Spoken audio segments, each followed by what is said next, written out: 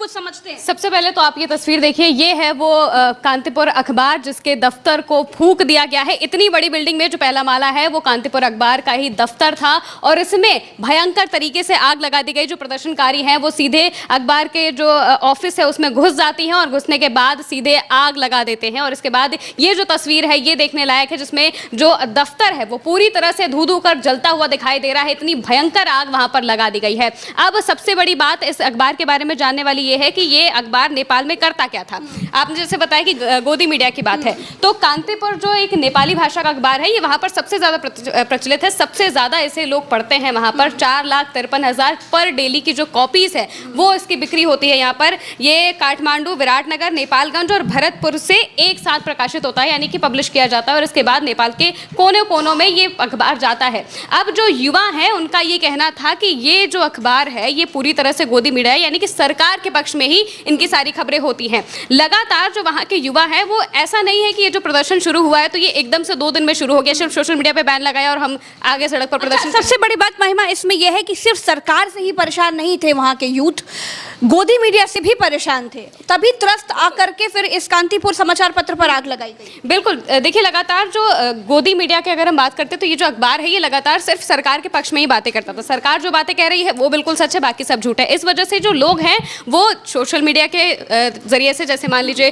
Twitter हो गया और जो बाकी प्लेटफॉर्म्स हैं उनके जरिए से अपनी बातों को मुखर करते थे, रखते थे अपनी बातों को, लेकिन इसके बाद इनको भी बैन कर दिया जाता है। और इसके बाद जैसे ही प्रदर्शनकारियों का ये जो प्रदर्शन है वो 2 दिन में ही इतना उग्र होता है तो वो एक एक इंसान को ढूंढ रहे हैं जो इस पूरे करप्शन के पीछे है, जो इस देश को गर्त में लाने के पीछे है। उन सब को ढूंढ ढूंढ कर फूका जा रहा है, उनके घरों को जलाया जा रहा है, संसद जला दी गई, सुप्रीम कोर्ट तक में आग लगा दी गई थी। इसके बाद एयरपोर्ट और अब ये जो मीडिया का दफ्तर है इसमें भी आग लगा दी गई। इसे भी बताया गया कि तुम भी दोषी हो हमारे इस पूरे जो नेपाल की हालत है उसमें, जो आम लोगों की जो हालत है, इसके लिए गोदी मीडिया को भी लोगों ने दोषी माना और फिर उस दफ्तर में भी आग लगा दी। और दोस्तों किस तरीके से आज पूरा नेपाल धू धू करके जल रहा है, एक एक करके आपको वो सारी तस्वीर दिखाते हैं। जैसे अभी महिमा ने बताया, संसद फूंक दी, प्रधानमंत्री का घर फूंक दिया, सुप्रीम कोर्ट फूंक दिया, एयरपोर्ट्स की हालतें खराब है, सड़कों में तमाम जगह पर गाड़ियां फूंकी जा रही हैं, पूरा नेपाल चल रहा है। एक एक करके तस्वीर दिखा रहे हैं आपको। ये देखिए, ये नेपाल की संसद की तस्वीर है। ये वो संसद है जहां पर घुस के प्रदर्शनकारी आग लगा देते हैं। लाखों की संख्या में प्रदर्शनकारी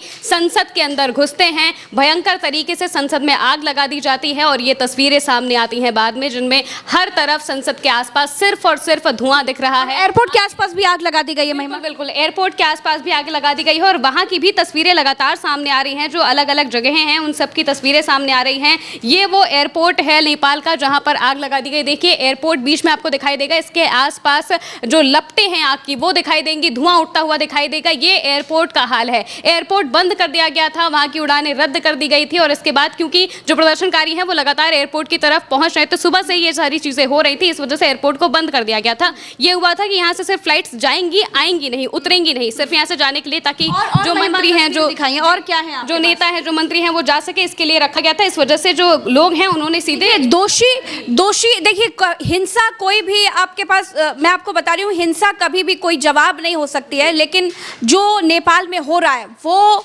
एक एक्शन का रिएक्शन है जो नेपाल की सरकार ने युवाओं के साथ किया। नेपाल के युवा नेपाल की सरकार से बेहद खफा थे, लेकिन जब उनकी नहीं सुनी गई, लगातार उनकी आवाज़ को दबाया जा रहा था और उसके बाद जब वो अपनी बात सोशल मीडिया प्लेटफॉर्म से कह रहे थे और वो सोशल मीडिया प्लेटफॉर्म्स को ही बैन कर दिया गया, उसके बाद जो हुआ वो ये आपके सामने ये तस्वीर देखिए। ये देखिए, ये केपी शर्मा ओली के घर की तस्वीर है। इनके घर में घुसकर पहले पथराव किया जाता है, आगजनी की जाती है और इसके बाद ये तस्वीर सामने आई है जिसमें उनके घर के सामान को भी बाहर निकाला जाता है। आसपास जो भी तस्वीरें आपको दिखाई देंगी उनमें कुर्सियां जो आसपास पड़ी हैं, जो उनके घर को आलीशान तरीके से बनाया गया था, उस पूरे घर में आग लगा दी जाती है और हर तरफ सिर्फ और सिर्फ आग की लपटें होती हैं। महिमा, हमने देखा कि संसद के भीतर तमाम ये जेनजी यूथ जो है वो घुस गया और कुर्सियां उठा उठा कर बाहर ले आया। वो तस्वीर देखिए, किसी भी लोकतांत्रिक देश के लिए इससे भयावह और इससे बुरी कोई तस्वीर नहीं हो सकती। लेकिन हम आज आपको इसीलिए बार बार दिखा रहे हैं क्योंकि जब किसी की आवाज़ बार बार लगातार हर वक्त दबाई जाती है तो वो इसी तरीके की आवाज़, इस तरह की चीख, इसी तरह का शोर सामने आता है। ये देखिए, ये संसद की एक और तस्वीर है। इसके आसपास आप देखेंगे तो आपको बहुत सारे युवा हैं। ये सारे युवा हैं, इनमें आपको कोई ऐसा नहीं दिखेगा कि कोई 50 साल का है, कोई 40 साल का है, ऐसा कोई भी नहीं है। ये सब 18 से 20, 25, 35 से भी कम उम्र के ये लोग हैं जो कि सड़क पर उतरे हैं, संसद में आग लगा दी है, नेपाल का झंडा लिए ये नेपाल को बचाने की कोशिश कर रहे हैं, नेपाल को करप्शन से बचाने के लिए वो सड़कों पर उतरते हैं और हर तरफ सिर्फ और सिर्फ आग देखने को मिलती है। महिमा, क्या ये इतना बड़ा आंदोलन ऐसे ही शुरू हो गया? ये घड़ी मेरे बेटे ने मुझे गिफ्ट की। आंदोलन ऐसे ही शुरू हो गया? बिल्कुल नहीं। इसकी शुरुआत बताइए। जी बिल्कुल, अगर बात करें आंदोलन की तो ये आंदोलन और ये जो सोशल मीडिया बैन की बात कही जा रही थी, शुरुआत में यही हो रहा था कि भाई सोशल मीडिया बैन कर दिया गया है, इस वजह से प्रदर्शन कर रहे हैं। लेकिन तो आखिर क्या कर रहे थे ये जेनजी सोशल मीडिया पर जो इतना घबरा गई कि सोशल मीडिया बैन करने पर आ गई? बिल्कुल, जो सोशल मीडिया है, सोशल मीडिया को बैन करना is the last nail in the coffin, कहते हैं ना, ताबूत में आखिरी कील ठोकने जैसा था। ये बिल्कुल वही था कि जो लोग हैं वो काफ़ी वक्त से परेशान थे। ये पहली बार नहीं था कि लोग मुखर हो रहे हैं अपनी सरकार के खिलाफ या लोगों के खिलाफ, क्योंकि लगातार ये जब सोशल मीडिया बैन किया जाता है, इससे पहले से भी और इसके बाद भी वीपीएन के जरिए जब सोशल मीडिया यूज़ करते हैं या बाकी के जो ऐप्स हैं उनके जरिए जब लोग आपस में कनेक्ट करते हैं, बातचीत करते हैं, तो दो शब्द ऐसे हैं जो ट्रेंड करते हैं। एक तो नेपो किड्स, एक होता है nepo baby. Nepo kids, nepo baby किसके लिए यूज़ किया जा रहा है? नेपोटिज्म हमारे यहाँ भी बहुत ऐसे सुनने में आता है, बहुत ट्रेंड में आती है सारी बातें। नेपो किड्स और नेपो बेबी उन लोगों के लिए यूज़ किया जा रहा है जो या तो सेलिब्रिटीज़ के बच्चे हैं या तो नेताओं के बच्चे हैं।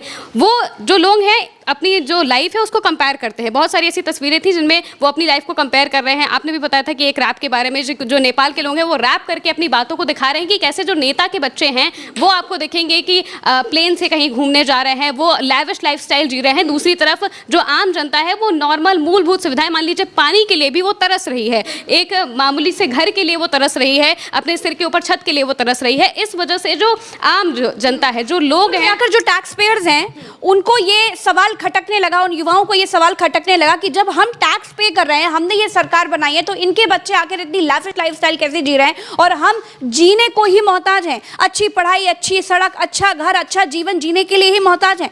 तो इस कंपैरिजन को लेकर के कहीं ना कहीं दिमाग में गुस्सा भरा। बिल्कुल यही गुस्सा था, बहुत टाइम से भरा था। और नॉर्मली क्या होता था कि वो अपनी सारी बातें कह रहे हैं, सोशल मीडिया के थ्रू बता रहे हैं, दुनिया के सामने रख रहे हैं कि भाई हमारे देश में क्या हो रहा है, हमारी सरकार क्या कर रही है, सरकार के खिलाफ। यहाँ पर भी हम देखते हैं कि कहीं पर कुछ होता है तो वीडियोस वायरल होती है, इसके बाद एक्शंस होते हैं। ये सारी चीजें जब हो रही थी, लोग अपनी बातें मुखर करके सामने रख रहे थे, क्योंकि कहीं ना कहीं गुस्सा निकल रहा था। बिल्कुल, जैसे कि हमने बात की ना कि गोदी मीडिया की, तो समाचार पत्र तो ये चीजें दिखाती नहीं थी, मीडिया तो ये सारी चीजें दिखाती नहीं थी। दिखाता कौन था? जो आम नागरिक है, जो सोशल मीडिया पर एक्टिव है, जो ट्विटर पर एक्टिव है, वो बताता कि भाई यहाँ पर ये चीज़ हो रही है, बताइए ये इसको कैसे ठीक किया जाए, सरकार को इसके ऊपर एक्शन लेना चाहिए। तो इस बात से जो सरकार है वो त्रस्त आ जाती है। वो सोचती है कि भाई मेरे खिलाफ इतनी बातें क्यों हो रही है, जब मैंने इतना सारी फंडिंग करके रखी है, इतने सारे लोगों को पैसा दिया है कि भाई तुम मेरी वाहवाही करो, मेरी बातें करो, लेकिन फिर भी ये आवाज़ें बाहर कैसे जा रही है, लोगों को कैसे पता चल रहा है कि भाई हमारे यहाँ क्या हो रहा है, क्या नहीं हो रहा है। इस वजह से वो क्या करते हैं, सीधे सोशल मीडिया पर बैन लगा देते हैं। बैन लगाना का मतलब है कि आप हमारे बोलने के अधिकार को छीन रहे हो। फ्रीडम ऑफ स्पीच जो कही जाती है, उस अधिकार को छीनने की बात है, क्योंकि वही एक जरिया है जिसके जरिए वो बाकी लोगों से कनेक्ट हो रहे हैं, अपनी बातें बता रहे हैं। एक जगह पर अगर किसी को कुछ तकलीफ है तो उसके आसपास के लोग हैं वो कैसे पहुंचेंगे उनके पास? सोशल मीडिया के थ्रू ही पहुंचेंगे कि भाई अगर आपको कोई तकलीफ है, वीडियोस डाली तो वहाँ पे लोग पहुंच गए, अपनी बातें जो भी तो कुल मिलाकर के जो नेपाल के भ्रष्टाचार के सिलेंडर पर युवाओं के गुस्से का कुकर पहले से ही गर्म था, ऊपर से सोशल मीडिया बैन करके सीटी भी बंद कर दी। और उसके बाद क्या हुआ महिमा? उसके बाद हम देख ही रहे हैं कैसी कैसी तस्वीरें सामने। नेपाल जल रहा है। बिल्कुल पूरा नेपाल इस वक्त चल रहा है। संसद जला दी गई, प्रधानमंत्री, पूर्व प्रधानमंत्री, मंत्री सड़कों पर पीटा गया है। वित्त मंत्री जो थे विष्णु पौडेल, उन्हें सड़कों पर पीटा गया, लातें बरसाई गई उनके ऊपर। जो पूर्व प्रधानमंत्री हैं शेर बहादुर देउबा, उनके घर में तोड़फोड़ होती है, आगजनी होती है, वो उस वक्त घर पे मौजूद होते हैं, तो उन्हें भी प्रदर्शनकारी पकड़ लेते हैं और बाहर उनके साथ मारपीट होती है। उसके बाद उन्हें खींच के बाहर लाया जाता है। इसके अलावा विदेश मंत्री के साथ भी बिल्कुल वही चीज़ हुई, उनके ऊपर कुर्सियां बरसाई गई, उन्हें बुरी तरीके से मारा गया, पीटा गया। और जितने भी मंत्री, जो भी नेता लोगों को दिखाई दे रहे हैं, जो कि ये युवा हैं उन्हें दिखाई देते हैं, उन सबको वो पकड़कर पीटना शुरू कर देते हैं, मारना शुरू कर देते हैं। और जो पहले अगर हम सोशल मीडिया बैन की बात करें, तो जब प्रदर्शन हो रहे थे, जब प्रदर्शन को ऑर्गेनाइज किया गया था, उस वक्त जो पोस्टर्स सामने आ रहे थे, उन पोस्टर्स में कभी ये नहीं था कि भाई सोशल मीडिया क्यों हटाया, सोशल मीडिया खोल दो, ये सब चीज़ें नहीं थी।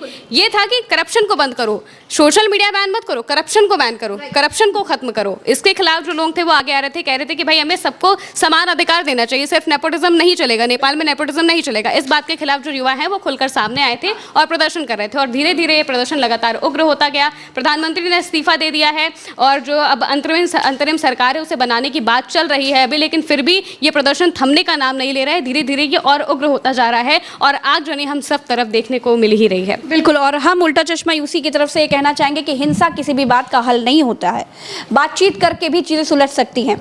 युवा जो चाहते थे कि केपी ओली सरकार को इस्तीफा देना होगा, और केपी ओली सरकार अब इस्तीफा दे चुकी है, अब आपके हाथ में आपका देश है और अब आपको ही संभालना है, तो अब हिंसा जल्द से थम जाए, बस यही हम ईश्वर से प्रार्थना करते हैं और नेपाल के युवाओं को ये संदेश देते हैं कि अब आप शांत हो जाइए और अपने देश को देखिए, क्योंकि आप ही उसके भविष्य हैं। नमस्कार, जय हिंद।